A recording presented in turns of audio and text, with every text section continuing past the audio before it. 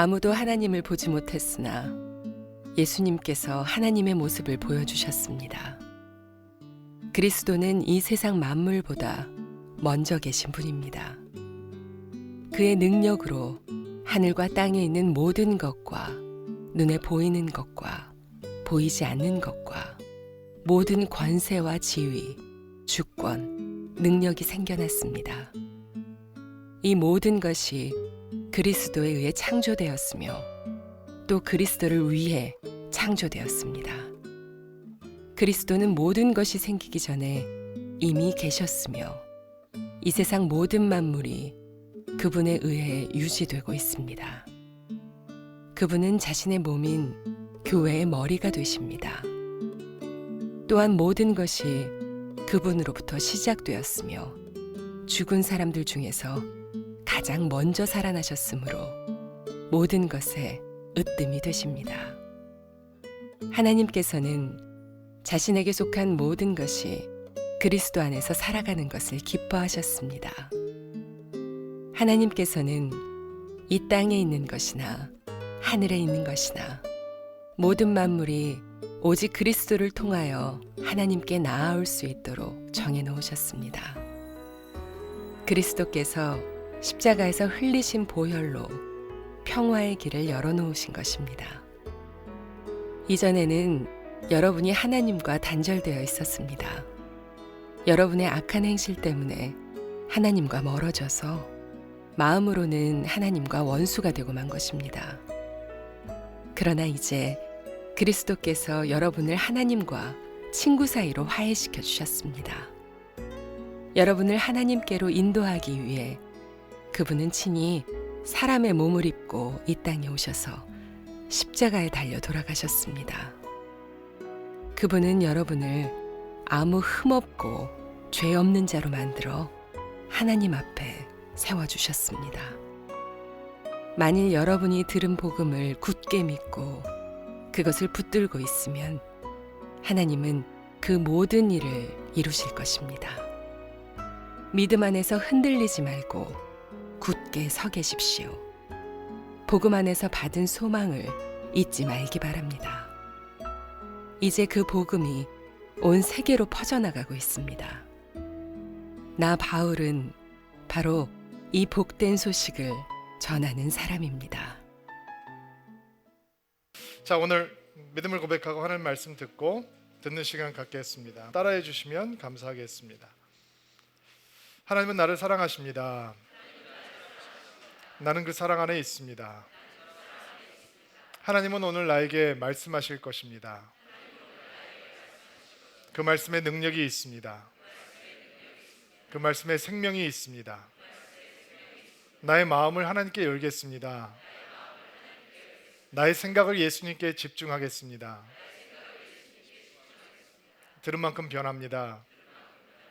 들은 만큼 행복해집니다. 골로새에서 살고 있던 이방인들에게 예수 그리스도의 복음이 전해졌습니다. 그 복음의 내용은 오직 예수 그리스도를 통해서 우리가 하나님 앞에 의롭게 되었다라고 하는 내용입니다. 예수님을 믿으면 하나님과 화평케 될 뿐 아니라 영원한 생명을 얻고 하나님의 자녀가 될 수 있다라고 하는 복된 소식이 전해졌습니다. 오직 예수를 믿으면 되는 것이다 라고 하는 것이 복음의 내용이었습니다. 너무 심플하죠. 오직 예수면 된다. 아마 2000년 전에 살고 있던 그들도 처음에 들었을 땐 그게 굉장히 설득력이 있었는데 조금 시간이 지나고 나면서부터 진짜 예수만 믿으면 되는 건가? 라는 생각이 들기 시작했던 것 같습니다. 때마침 예수만으로 충분하지 않다. 예수를 믿는 것만으로 되는 게 아니다 라고 하는 이상한 가르침을 주었던 무리들이 골로새 교회 안으로 들어오기 시작했습니다. 그들은 이런 주장을 했습니다. 수준 높은 영적인 그 차원에 도달할 수 있는 신비한 지식을 가지고 있는 사람들이 있는데 그들을 통해서 그 고차원적인 지식을 얻는 사람만이 진짜 하나님이 원하시는 영적인 수준에 도달할 수 있는 것이다. 골로새 교회 사람들은 속아 넘어갑니다. 그러면 그렇지. 역시 뭔가 다른 게 있는 거지. 어떻게 예수만 믿고 되겠어? 우리가 알지 못하는 그런 신비로운 고차원적인 지식을 아는 사람만이 영적인 수준에 도달할 수 있는 거지. 그러면 그 수준을 배우면 되는 거네 하고 그들의 귀를 빼앗기고 마음을 빼앗기기 시작합니다. 또 이런 얘기를 하는 무리들이 있습니다. 예수만 믿으면 되는 게 아니라 예수를 믿고 유대인들이 지키는 율법도 지켜야 돼. 유대인들 봐봐, 먹을 거 안 먹을 거 잘 가리잖아. 만질 거 안 만질 거 잘 가리잖아. 너는 그렇게 살고 있어? 그렇게 안 살고 있지? 그건 예수 믿는 게 아닌 거야. 예수를 믿으면 율법도 잘 지키고 살아야 되는 거야. 골로새 사람들은 그 얘기를 듣고 또 속아 넘어가기 시작합니다. 그러면 그렇지, 예수만 믿는다고 될 리가 없지, 율법을 지켜야 되는 거구나, 유대인들처럼 살아야 되는 거구나 라고 또 속아 넘어가기 시작합니다. 또 다른 무리들이 와서 얘기합니다. 우리가 어떻게 죄인인데 하나님 앞에 직접 나가겠어? 예수님 앞에 직접 가겠어? 우리에게는 다른 중보자가 있어야 되는 거야. 굉장히 겸손해 보이죠? 천사들이 있어. 천사들을 믿고 숭배하면 그들이 우리를 하나님께로 인도해 줄 거야. 그러면 그렇지, 어떻게 예수만 믿는다고 되겠어? 나 같은 죄인이, 나같이 부족한 사람이, 나 같은 이방인이 어떻게 예수님께, 하나님께 직접 나가겠어? 천사를 통해서 나가야지 라고 하면서 또 속아 넘어가기 시작합니다. 처음에 그들이 들었던 복음은 예수님으로 충분하다, 예수님으로 되는 것이다 라고 듣고 배우고 믿었는데, 갑자기 예수만으로 충분하지 않다라고 하는 얘기가 쑥 들어오고 나니까 그게 진짜처럼 느껴지기 시작하는 거예요. 예수만 얘기하는 것은 굉장히 편협한 사상이고 말도 안 되는 사상 같고, 예수 플러스 다른 것들도 있어야 되는 사상, 주장하는 이야기들이 훨씬 더 넓은 이야기 같고 포괄적인 이야기 같고 라고 생각이 들기 시작했던 거죠. 요즘 우리 시대에 우리가 경험하고 있는 영적인 도전과 위기와 혼란과 별로 다르지 않다라는 생각이 들어요.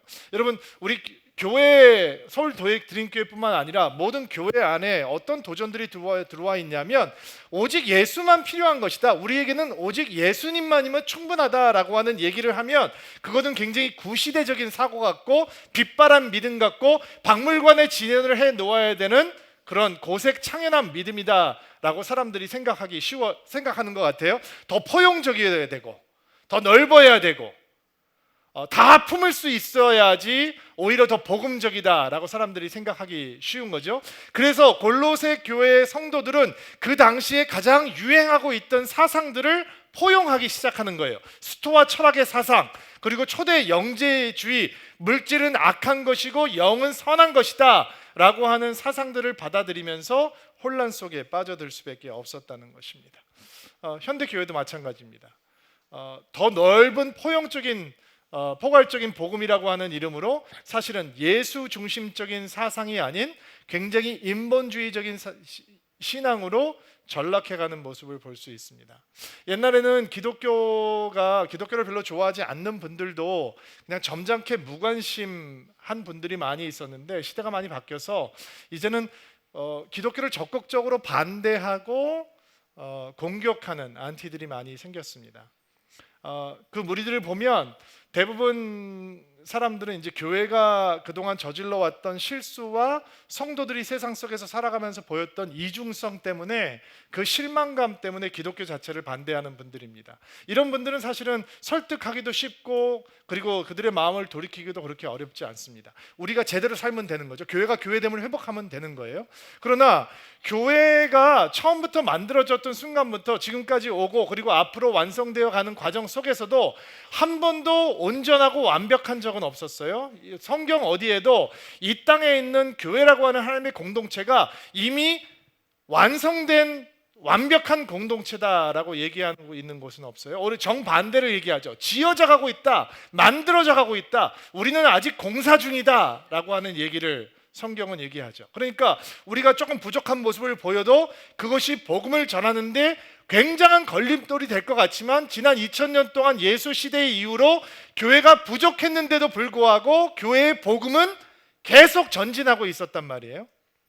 한 교회가 타락하면 다른 순수한 교회가 일어나서 그 교회의 실수를 덮어주고, 한 제너레이션이 타락해서 하나님으로부터 멀어지면 그것을 보았던 또 다른 제너레이션이 일어나서 복음에 설득될 수 있는 또 다른 제너레이션들을 만들어 놓고, 이게 기독교의 역사이고 교회의 역사였던 거예요.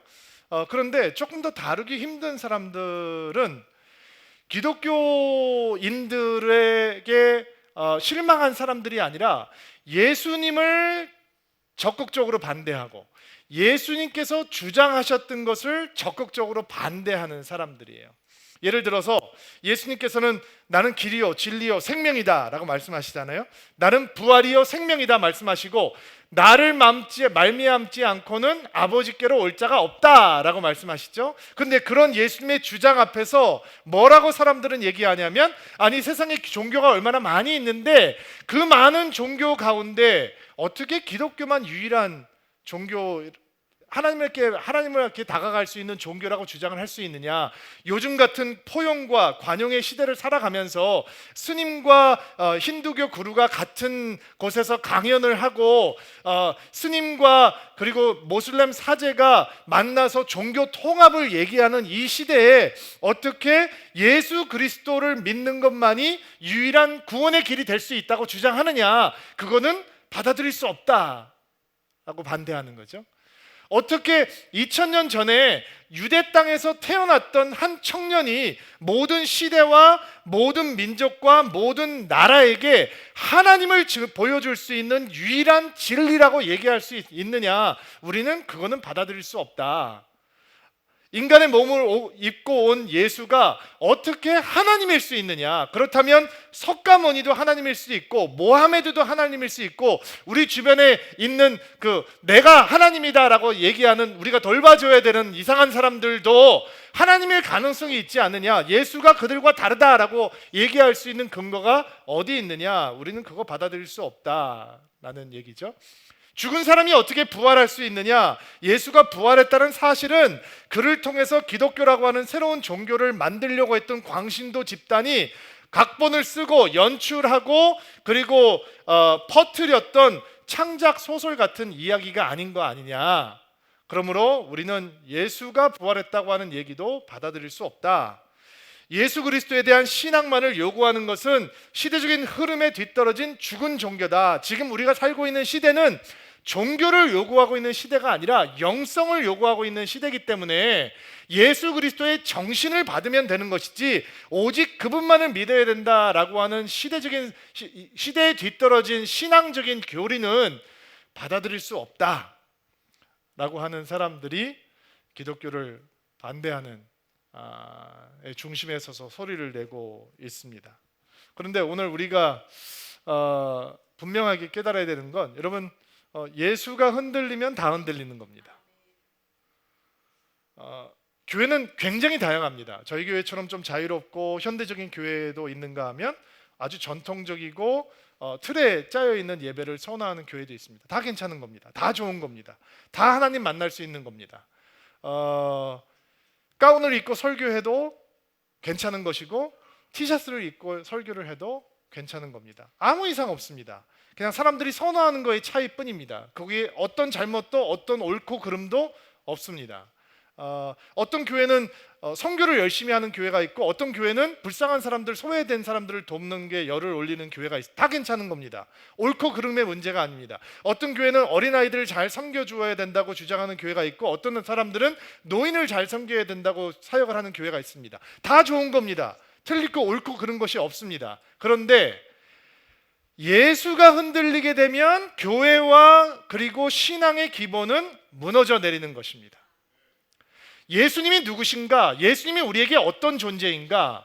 예수님은 교회, 우리 신앙에 어떤 존재여야 하는가 하는 건 타협할 수 없는 내용인 것입니다. 그 예수에 대한 내용이 흔들려 버리면 믿음의 본질도 교회의 본질도 신앙의 본질도 무너지는 것이기 때문에 예수만으로 충분하지 않다, 다른 것이 더해져야 된다라고 하는 미혹된 사상을 듣고 있던 골로새 교회 성도들에게 사도 바울은 야단을 치기 전에 뭐라고 얘기를 하고 있냐면 예수님이 어떤 분인지, 예수님의 탁월성과 우월성을 설명함으로 왜 우리가 예수 중심적인 신앙을 견지해야 되는 것인지 가르쳐주고 있는 것이죠. 여러분, 2000년 전이나 지금이나 변하지 않는 것들이 있는데 예수 중심적인 신앙이 아니면 그 신앙은 신앙이라고 부를 수도 없고 그 신앙은 세워질 수도 없다라는 것입니다. 예수 중심적인 교회가 아니면 그것은 교회라고 부를 수도 없고 결국은 무너지게 될 것이라는 것입니다. 그렇다면 사도 바울이 우리에게 가르쳐주고 있는 예수 중심적인 신앙, 왜 예수 중심적인 신앙이어야 되느냐? 왜 예수님께서 우리의 신앙의 으뜸이 되시고 믿음의 으뜸이 되시는 주님이셔야 되느냐? 그 이유를 살펴보면서 오늘 은혜를 좀 나누려고 합니다. 15절 말씀 같이 한번 보겠습니다. 시작. 아무도 하나님을 보지 못했으나 하나님의 모습을 보여주셨습니다. 그리스도는 이 세상 만물보다 먼저 계신 분이십니다. 자, 왜 예수님으로 충분하다라고 얘기할 수 있느냐? 왜 예수님께서 우리의 신앙의 으뜸이 되시고 중심이 되시는 분이시냐? 그 이유는 예수님을 통해서만 우리는 하나님을 제대로 알 수 있기 때문입니다. 예수님께서는 하나님을 보여주시려고 알려주실 수 있는 유일한 분이시기에 우리는 예수님으로 충분합니다. 예수님이 우리의 믿음의 으뜸이 되시고 우리의 신앙의 믿음의 으뜸이 되시고 우리의 교회의 으뜸이 되시는 분이십니다. 예수님은 탁월하고 우월하신 분이십니다 라고 얘기할 수 있다는 거죠. 개역 성경을 보면 그는 보이지 아니하는 하나님의 형상이시요 라고 번역을 했어요. 왜 예수님을 통해서 하나님을 알 수 있느냐? 예수님께서 보이지 않는 하나님의 형상, 본체이시기 때문에 그렇다는 거예요. 하나님보다 열등하신 분이 아니시라 하나님과 똑같은 분이시기 때문에 우리는 하나님을 볼 수 없지만 예수님을 보면 보이지 않는 하나님을 본 것과 똑같다라는 얘기를 성경이 하고 있는 거예요. 여러분, 하나님 보지 못하셨는데 하나님을 믿으시잖아요. 이게 이상한 거죠. 보지 못한 분을 믿을 뿐만 아니라 한 번도 보지 못하고 만나지 못한 분을 사랑한다고 고백하고 그 사랑 때문에 눈물을 흘리고 가슴을 주님 앞에 드려요. 이게 놀라운 기적인 거죠. 예수님의 제자 가운데 예수님에게 이렇게 부탁하는 장면이 나옵니다. 예수님, 저희들에게 하나님을 보여주십시오.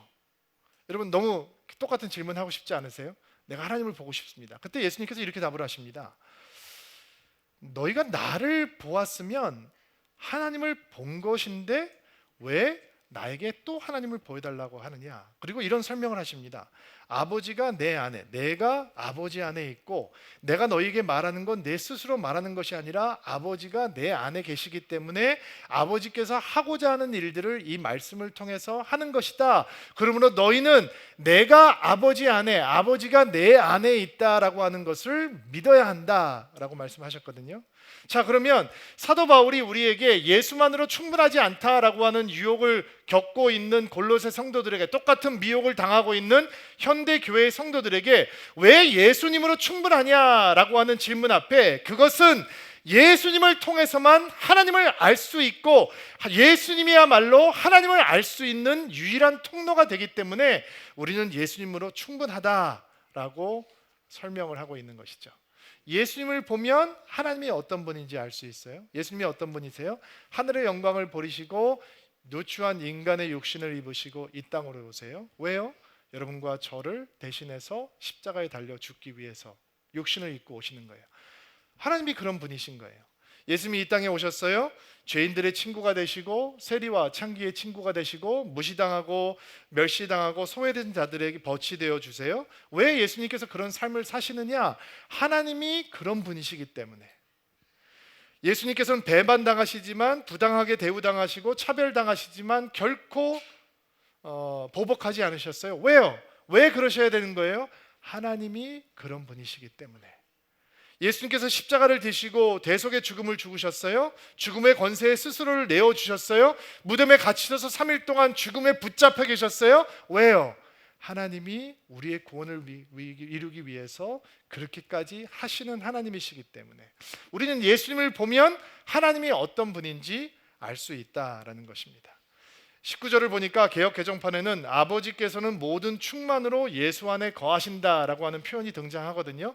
하나님의 모든 충만함이 예수님 안에 계세요. 그러니까 여러분은 예수님을 알면 하나님을 제대로 아는 거예요. 그러면 신앙의 목표가 무엇이 되어야 되는 거냐? 우리가 더 나은 도덕적이고 윤리적인 존재로 변해가는 것이 아니라 신앙의 목표는 예수를 깊이 알아가야 되는 것이죠. 아멘? 그럼 예수를 어떻게 알 수 있느냐? 예수님께서 말씀이시니까 말씀 대신 예수님을 붙들려면 말씀 안으로 들어가면 예수님을 제대로 알 수 있는 거죠. 예수님을 제대로 알면 하나님을 제대로 아는 것이고, 참 이상하게 성경을 읽는 게 아무것도 아닌 것 같고 말씀을 배우는 게 아무것도 아닌 것 같은데, 성경을 먹으면 먹을수록, 성경 안이 말씀이 우리 안에 머물면 머물수록 내가 견디지 못하고 예수처럼 변하게 돼요. 이상하죠? 50년 동안 교회를 다녔는데도 성경을 안 먹는 사람은 내 모습 그대로 다 가지고 있어요. 근데 교회를 1년을 다녀도 성경 말씀을 먹는 사람들은 내 모습이 아니라 예수의 모습이 드러나기 시작해요. 오늘 2부 예배 때 성경 통독한 분들 수료식이 있었는데, 이번 학기에도 한 100여 명 되는 성도님들이 성경을 완독을 하셨대요. 너무 기쁜 일이죠. 아직 도전 못하신 분들은 2학기 때 도전하실 수 있게 되기를 바랍니다. 여러분, 신앙생활의 목표는 예수님을 깊이 아는 거예요. 아멘. 예수님을 깊이 알고 그 아는 예수님을 깊이 사랑하는 거예요. 그러면 하나님을 아는 것이 되는 것이고 하나님을 사랑하는 게 되는 것이죠. 왜 우리가 예수만으로 충분하다라고 얘기할 수 있느냐? 예수님께서 하나님을 가르쳐 주시는 유일한 분이 되시기 때문이에요. 두 번째, 16절부터 17절 말씀. 16절부터 17절 같이 한번 읽어볼게요. 시작.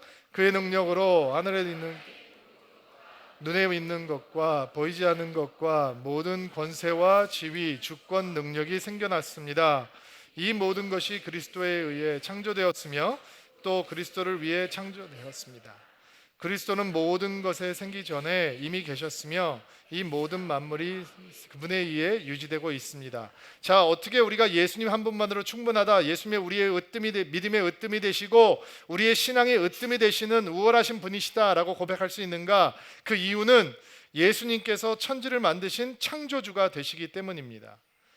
세상은 어떻게 시작되었는가? 우주의 기회는 어떻게 나왔는가? 어떻게 우주가 만들어지고 운영되고 유지되는가? 이 질문들은 문명의 혜택을 받고 있고 지식의 혜택을 누리고 있는 현대인들만 던지는 질문이 아니었어요. 2000년 전에 살고 있던 골로새 교회의 성도들도, 그 이방 세계에 살고 있는 사람들도 가장 근본적인 고민은 우리가 어디서부터 나왔느냐라고 하는 거였어요. 우주는 어떻게 생긴 것이며 어떻게 지탱되고 운행되고 있는가? 라고 하는 내용이었어요.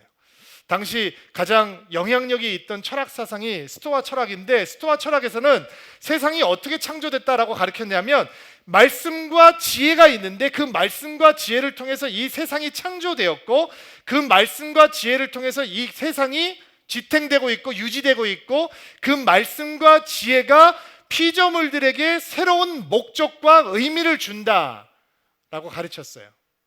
사도 바울은 이 사상의 영향력을 받고 있던 사람들에게 편지를 쓰고 있으니까, 자, 당신들은 지혜와 말씀이 세상을 창조했다고 생각하지만 내가 어떻게 세상이 창조되었는지 당신에게 가르쳐 드리겠습니다. 바로 예수님이 천지를 만드셨습니다. 예수님에 의해서 천지가 만들어졌고 예수님을 위해서 모든 것들이 만들어졌으며 그분이 모든 것을 운행하시는 창조주가 되십니다 라고 가르쳐 주고 있는 것입니다. 놀라운 도전입니다. 그 사람들이 가지고 있었던 사상을 완전히 뒤엎어버리는.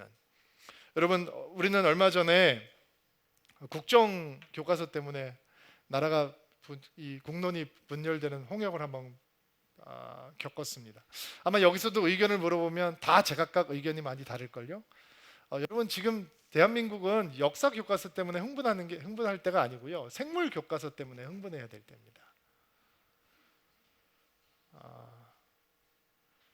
우리는 창조는 성경 공부를 할 때 받아줘야 되고 믿어줘야 되는 거라고 생각을 하고요, 진화는 과학이라고 생각을 합니다. 무슨 얘기냐? 더 조금 적나라하게 표현을 해보면, 대부분의 사람들의 마음속에서 창조라고 하는 것은 신화적인 내용이고 진화는 진리, 사실, 과학이다라고 얘기를 하죠. 우리 사랑하는 부모님들, 여러분의 자녀들은 여러분이 원하든 원하지 않든 세상에 들어가서 교육을 받으면서 지라논을 또 하나의 세계관으로 받아들이게 될 것입니다. 제가 저희 딸한테 하나님께서 인간을 만드셨다는 것을 설명을 하면서 침대에 이렇게 누워놓고, 야, 하나님께서 흑으로 사람을 만드셨어. 근데 흑은 움직일 수 없으니까 움직이지 마. 한 다음에 제가 막 다리를 주무르면서 발을 이렇게 만들고 몸도 이렇게 만들고 얼굴도 이렇게 만들고 예쁘게 만드셨어. 근데 이게 살아있지가 않았어. 흑이니까. 근데 하나님께서 이 흑을 살리시려고 코끝에다가 생기를 불어넣으시고 하나님께서 우리를 살아있는 영이 되게 하셨어. 우리가 그렇게 만들어진 거야. 그러니까 애가 엥? 흙이 사람이 됐다고? 근데 학교 가면 더 이상한 얘기를 배웁니다. 근데 시험 봐야 됩니다. 무서운 겁니다. 시험 봐서 A학점 받아야 되니까 달달달달 외웁니다. 여러분, 교과서가 얼마나 무서운 이 툴인가 하면 교과서 내용이 한번 들어오면 쉽게 빼내지도 못합니다. 그것이 잘못된 데이터라도 사람들이 모여서 회의를 하고 하다 보면 잘못된 내용이 금방금방 삭제가 되느냐? 삭제되지 않습니다. 여러분, 생물 시간에 이런 사진 본 적이 있을 것 같아요. 사진 올려주세요. 기억나시나요? 기억 안 나시는 분은 그냥 웃고 계시면 돼요. 뭐죠? 시조새. 예, 이게 파충류와 조류의 중간 단계. 그래서 진화의 증거를 제시하는 모델로 교과서에 등장을 합니다. 진화론을 하다 보면 배우게 되는 내용입니다. 그런데 너무 재미있는 사실은 새에 대한 권위적인 학자 알란 페두시아라고 하는 사람이 사이언스지에서 고생물학자들은 시조새를 날개에 가진 공룡으로 해석해 왔다. 그러나 그렇지 않다. 이는 한 마리 새이며 작은 가지에 앉을 수 있는, 진화되어 있는 존재가 아니라 처음부터 그냥 작은 새라는 거예요. 어떤 말로도 이를 바꿀 수는 없다. 실제로 과학자들은, 생물학자들은 시조새가 더 이상 진화의 증거가 될 수 없다라고 결론을 내렸다는 거예요. 근데 교과서에 저게 등장을 하거든요. 그러니까 저거를 바꾸기 위해서 저거를 바꿔놓으려고 노력하는 무리들이 있어요. 한국에 교과서 진화론 개정 추진회라고 하는 게 있어요. 그리고 2012년 6월 6일 일간지에 이런 기사들이 등장을 했어요.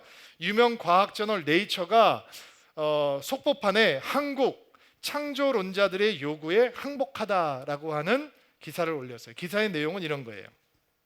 최근 창조론을 주장하는 교과서 진화론 개정 추진회가 교육과학기술부에 시조새와 말 등 다윈의 진화론 근거로 교과서에 실려 있는 증거들이 논란이 있으니 삭제해달라는 내용의 청원을 제출했고, 이를 받아들여 일부 출판사가 해당 내용을 교과서에서 삭제하기로 한 사실을 소개했다.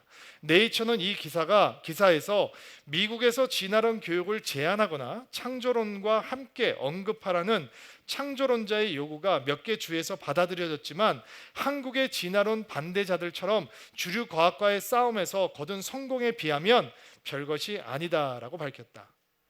교과서 진화론 개정 추진에는 지난해 12월과 올해 3월 각각 시조새는 파충류와 조류의 중간종이 아니다, 말의 진화 계열은 상상의 산물이라고 하는 제목의 청원을 교과부에 잇따라 제출했으며, 과학 교과서 출판사들은 청원을 받아들여 관련 부분을 삭제하거나 수정하기로 했다. 대단하죠? 이 창조론을 주장하고 있는 과학자들이 교과서에서 이런 진화론의 허구 내용을 빼달라라고 하고 그 내용을 받아들였다는 거예요. 그리고 빼기로 했다는 거예요. 그런데 이런 결정에 반발하는 여론에 밀려서 교과부는 시조새와 말 화석의 삭제 사항을 번복했고, 대부분 교과서에서는 다시 이 두 화석이 진화론의 증거로 실리게 되었다. 교과서에 일단 들어가면 어떤 내용은 조작된 내용인데도 불구하고 때론 100년, 때로는 수십 년 동안 머물기도 한다는 거예요. 여러분들께서 학교를 다니셨을 때 아마 이런 단어들을 기억하실 거예요. 자바 원인, 필트 다운인, 네브라스카인, 라파피테쿠스, 다 진화에 잊어버려도 괜찮아요. 옛날 일인데.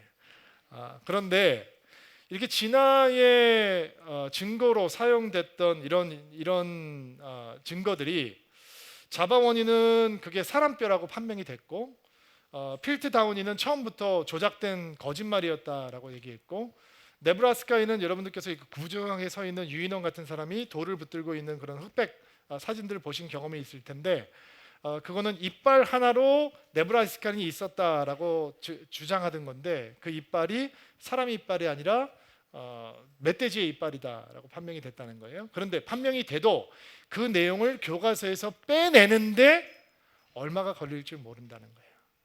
지금 우리가 살고 있는 이 시대, 우리가 아이들을 교육해야 되는 이 시대는 창조론은 신화적인 내용이고 종교적인 소신이고 진화가 사실이고 진리이고 과학이다라고 가르치고 있는 부분이기 때문에 사실은 우리의 믿음을 가장 위협하는 것은 무신론 이전의 질환론이다라고 얘기를 해도 과언이 아닐 것 같아요.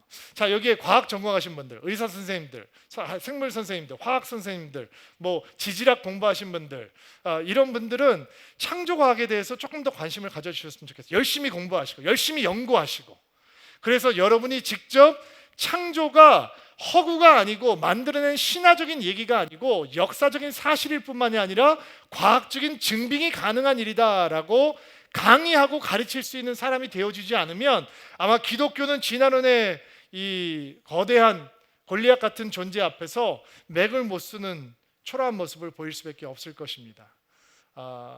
그런데 사도 바울은 이 거대한 철학적인 흐름 앞에, 스토아 철학적인 흐름 앞에 천지를 창조한 것은 지혜가 아니라 예수님이셨습니다 라고 얘기하는 거예요.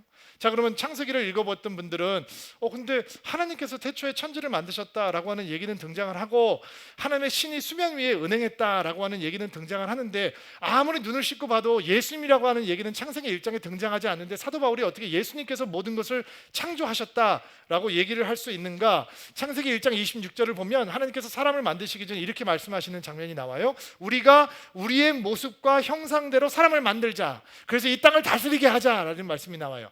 하나님께서 말씀을 하시면서 내가 나의 형상을 닮은 사람을 만들자라고 말씀하지 않으시고 우리가 1인칭 복수를 쓰고 계신 것이요. 그게 무슨 얘기냐? 성부 하나님, 성자 하나님, 성령 하나님께서 함께 천지 창조에 동참하고 동역하고 계시다라고 하는 증거가 되는 거죠. 요한은 이 사실을 너무나 명확하게 알고 있기 때문에 태초에 말씀이 계셨습니다. 그 말씀은 하나님이셨고 그 말씀은 하나님과 함께 계셨고 이 말씀으로 모든 게 창조되었습니다. 대상은 누구예요? 그 말씀으로 인해서 천지가 창조되었다고 믿는 스토아 철학에 심취하고 있는 사람들에게, 그리고 그 말씀은 예수님이셨습니다 라고 얘기하는 거죠.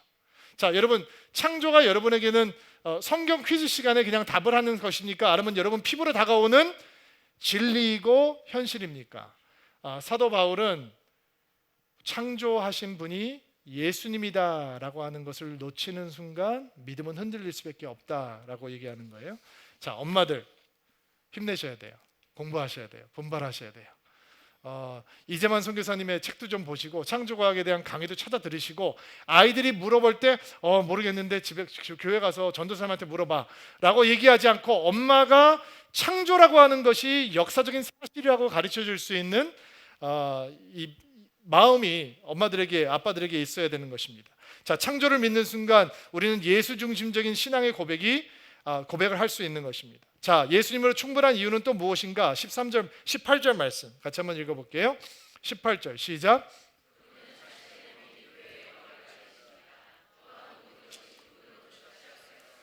죽은 사람들 중에서 가장 먼저 살아나셨으며 모든 것에 으뜸이 되십니다. 자, 왜 예수님으로 충분하다라고 고백할 수 있는가? 예수님이 우리의 믿음의 으뜸이 되시고 신앙의 으뜸이 되시고 중심이 되신다라고 얘기할 수 있는 근거는 무엇인가? 18절 말씀에 보니까 죽은 사람 가운데 가장 먼저 살아나신 분이 예수님이 되시기 때문이죠.